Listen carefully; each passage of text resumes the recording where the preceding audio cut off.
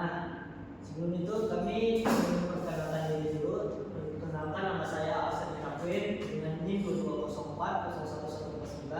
Perkenalkan, nama saya Taufan Hidayat Utara dengan NIM 2204 01115. Nama saya Aldi Supriyandi dengan NIM 234012268. Dan saya Rifki Abdulza dengan NIM 2304 01293. Oke, sebelum itu kita mengenal apa itu smart governance. Governance merupakan sebuah konsep di mana tata kelola pemerintahan yang memanfaatkan teknologi dalam mencapai tata pamong yang lebih baik. Nah, di mana tidak hanya tentang penggunaan teknologi, tetapi juga tentang perubahan dalam budaya dan proses pemerintahannya lebih cerdas. Nah, yang berkelanjutan, cepat, efektif, dan lebih responsif terhadap kebutuhan. Nah, kita langsung aja kita masuk ke era digital dan agensi transformasi. Dalam era digital, pemerintahan dihadapkan pada tantangan untuk menciptakan sistem layanan publik yang lebih baik, efisien, dan responsif terhadap kebutuhan masyarakat. Smart governance yang merupakan bagian integral dari smart city yang mencakup penerapan teknologi informasi dan komunikasi atau bisa disebut dengan TIK untuk mendukung proses pengambilan keputusan, memberi layanan publik serta keterlibatan masyarakat secara aktif. Nah, konsep ini tidak hanya bertujuan meningkatkan efisien administrasi, tapi juga memastikan bahwa pemerintahan dapat memproses perubahan kebutuhan masyarakat dengan cepat dan transparan. Pada materi ini, kami mengulas dimensi-dimensi utama dari smart governance dan evaluasi penerapan layanan publik digital yang berdasarkan pada hasil penelitian jurnal ilmiah dalam 5 tahun terakhir. Selanjutnya dibacakan oleh. Selanjutnya itu ada dimensi smart governance. Yang pertama yaitu ada transparansi dan akuntabilitas. Transparansi dalam pemerintahan merupakan aspek penting untuk membangun kepercayaan masyarakat. Teknologi digital memberikan akses publik terhadap informasi pemerintahan yang memungkinkan masyarakat untuk memantau dan mengevaluasi kinerja pemerintah. Yang kedua adalah partisipasi publik. Partisipasi masyarakat dalam pengambilan keputusan politik dapat diperkuat dengan memanfaatkan teknologi digital seperti aplikasi mobile, media sosial, dan program dan platform konsultasi online. Yang ketiga adalah efisiensi operasional. Digitalisasi proses administrasi memungkinkan pemerintah untuk menghemat waktu dan sumber daya. Penggunaan otomatisasi dalam pemrosesan dokumen, pembayaran pajak, dan pengelolaan data mengurangi birokrasi yang berlebihan. Yang keempat ada konektivitas dan kolaborasi antara pemangku kepentingan. Dimensi ini mencakup kolaborasi antara berbagai pemangku kepentingan, termasuk pemerintah pusat, pemerintah daerah, sektor swasta, dan masyarakat sipil. Yang kelima ada keamanan dan privasi data. Dengan meningkatnya ketergantungan pada teknologi digital, keamanan cyber dan perlindungan privasi pengguna menjadi perhatian utama.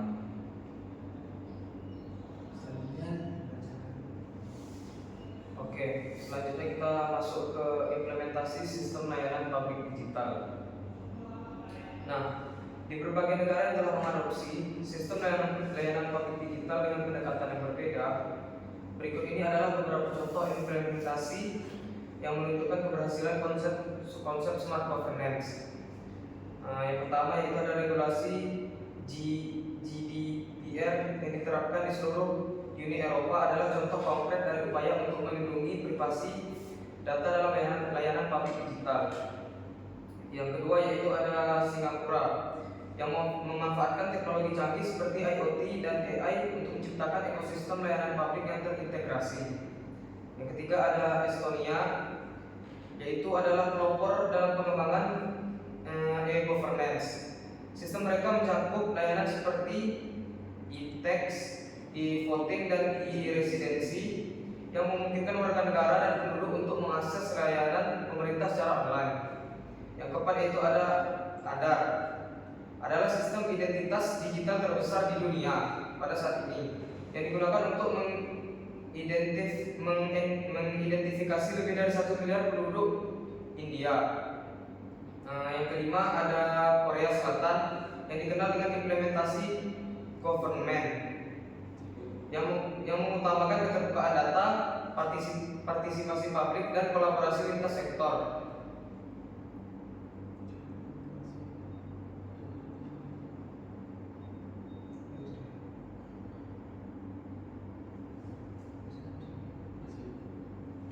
Selanjutnya itu ada Jaki atau Jakarta Kini, yaitu aplikasi super yang menggabungkan berbagai layanan digital Pemprov DKI Jakarta. Selanjutnya ada Jakevo, aplikasi untuk mengurus izin dan non izin kewenangan Dinas Penanaman Modal dan Pelayanan Terpadu Satu Pintu atau DPM PTSP Provinsi DKI Jakarta. Selanjutnya ada Lapor, aplikasi layanan aspirasi dan pengaduan online rakyat yang merupakan sarana aspirasi dan pengaduan berbasis media sosial pertama di Indonesia.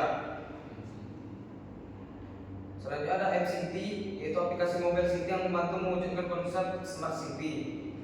Selanjutnya ada Sipade, aplikasi yang membuat minim pelanggaran maupun penyalahgunaan kewenangan.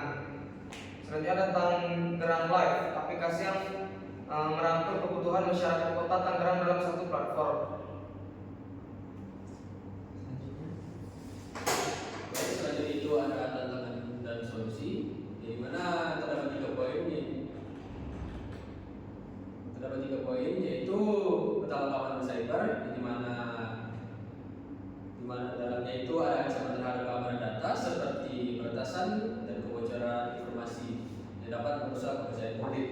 Dan yang kedua ada kesenjangan digital, di mana tidak semua masyarakat memiliki akses untuk digital itu seperti internet dan lain-lainnya. Yang ketiga ada resistensi terhadap perubahan, di mana beberapa pegawai pemerintahan mungkin enggan untuk mengadopsi sistem terbaru.